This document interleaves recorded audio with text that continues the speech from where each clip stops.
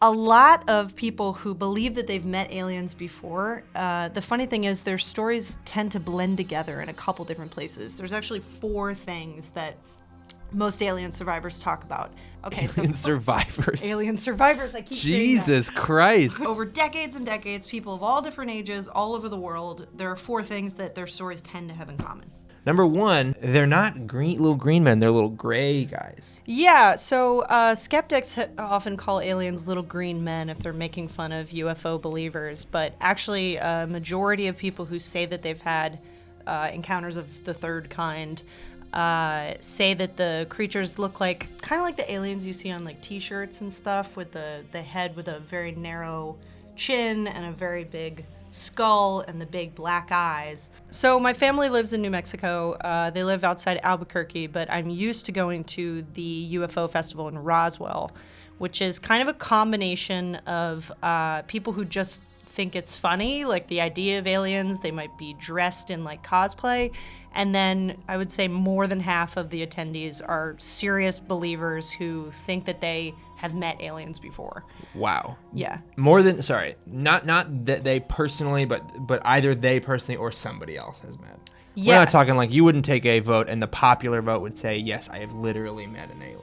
Actually, I was present for one of those popular votes. I was at a seminar with a couple like famous in the community believers, and they actually asked how many of you believe that you have been in contact with an extraterrestrial, and most of the room raised their hands. Wow. Yeah, so that's actually where I learned about this phenomenon of the grays. That's what alien believers call them. They think that there is a type of alien that, again, is like the small body, big head thing, the big black eyes. Perfect body type. Small body, big head.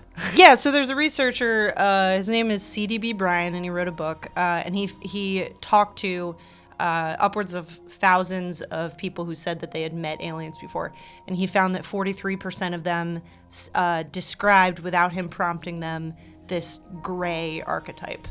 Wow. Yeah. Had they potentially seen it on a t-shirt before that? Yeah, that's the thing. So the first time we've seen this gray character, this alien, was actually in an H.G. Wells short story. So he's sort of credited as the inventor of this visual. But the weird thing is, kids will report this to their parents. They'll say that this is what the alien that visited me looked like. So it's hard to determine where they got that image. Another common part of the alien encounter is that aliens are always studying humans and probing their various holes. Why is that the case? I don't know why exactly. It might have something to do. So Stephen Hawking said that if aliens have made contact with Earth, or if they were going to, we could bet that their technology would be way beyond ours. Yeah, just to get here. Right. Yeah. Like, you guys. Yeah. They've beat us. Yeah. So the concept, I guess, that was turned into the general public, among believers, they believe that aliens are coming to use us as subjects. I mean, there's an element of like, maybe it would be harder to fake if you said that an alien had attacked you and left like a mark on your body. If you're talking about being probed up the nose, which is the most common, that's what people describe. Is it the most common? It sounds is. like the second most common to a very much more common but less palatable. Yeah. Yeah. Being probed in general. It's hard to prove that you weren't. So, you know. Yeah, prove I wasn't. I saw an alien, prove I didn't. It's almost like they're not real. Well, actually, so another phenomenon that people talk about is the loss of time, or the freezing of time. It's just a commonality in stories of people who say they've come into contact with aliens. They say that, you know, they saw something happening for what felt like hours, and then they returned to their car and the clock read like 2 minutes had gone by. So that's sort of, I guess the explanation is that aliens have found a way to change time, I guess. So maybe the most well-known part of an alien encounter is that the government knows about it, has a bunch of aliens, has a bunch of records of aliens, and is really good friends, really close with a lot of aliens. Like they share secrets, and they're really like thick as thieves. That's an enduring story or a narrative that believers use. It probably started in Roswell, which again is the site of the convention, where a bunch of people said that they saw a series of lights, and some of those people said that they saw actual life forms out in Roswell, New Mexico. And the government took an alarmingly long time to respond to these claims, and eventually they said that it was a downed weather balloon. Basically, no one believed it. It's become sort of a joke in that community that this was like, they did the lowest common denominator explanation, like that was going to be sufficient. And so now the story continues that the government is not discovering these things as survivors do, or people who believe, but that they are just keeping track and not telling the public. Got it. They're keeping it under wraps, and for their own personal, or for the government's gain. Yeah, I mean, that's also just a common narrative on the internet. People want to believe that the government is a little more in control than it is. So if aliens exist, most people want to believe that, especially the U.S. government has a contingency plan, which was actually proven late last year.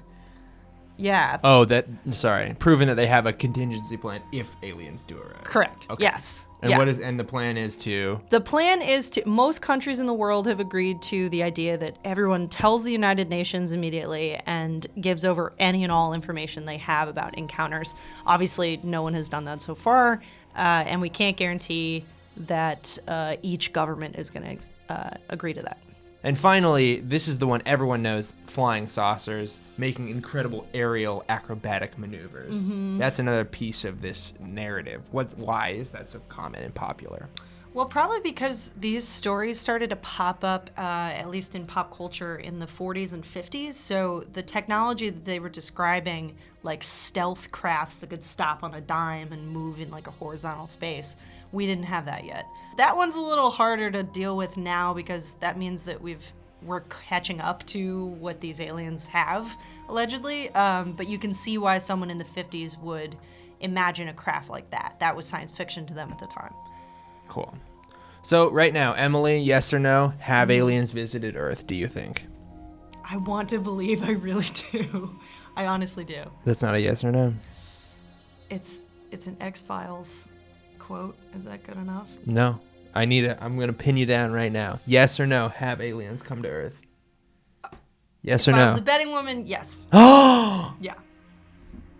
Oh my God. Yeah. Like I said, my family's in New Mexico. It's all we do out there. We talk about this. Wait a minute. I'm going to take a hard no stance on this. I don't think they would come here. That's fair. You're a science guy. Yeah. And there you have it. Those are the 4 big tentpole alien encounter narratives. Grays. The aliens are gray. The government knows. The aliens want to probe people's various holes. And also, their spacecraft are incredibly maneuverable. Yes. Great. Thank you so much for joining us. Absolutely. And I hope... Oh, no. Oh, no. It's happening. What the heck is that thing? That's exactly what scientists are trying to figure out. As of now, it's been labeled a interstellar object. Yeah, an interstellar object. It is the first interstellar object, as in it is the first thing from a different solar system entirely coming to us, but we don't really know what it is. At first, it was a comet, and now it's been reclassified as an asteroid. Some from Harvard have even said that it could be an alien probe of some sort. What's so weird about Oumuamua that we just can't figure it out and just say, oh, that's an asteroid from blank part of the universe? Well, it goes back to that. Like, it's not observable as an asteroid or as a comet, and it's also traveling crazy fast. It's ripping through our solar system at 196,000 miles per hour. 196,000? I don't think that's how you say that number. I don't think. Let's do it again. And it's just flying, and it's flying in an interesting way. It's sort of doing this tumble, right? Exactly. And Doing little kicks through space. Yeah, it's not like a bullet flying through space. It's doing like somebody who doesn't know how to throw a football through it real wonky.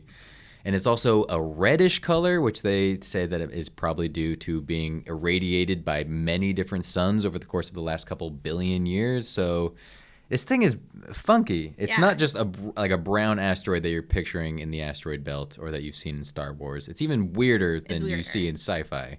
And it's awesome. It's really cool. Like I Yeah. can't. I like that this study came out because it's getting us talking about it in general, and also it's good to explore these different ideas. Yeah. You know, as a scientist, you put an idea out there, you check it out, and you cross it off the list. Oh, mua.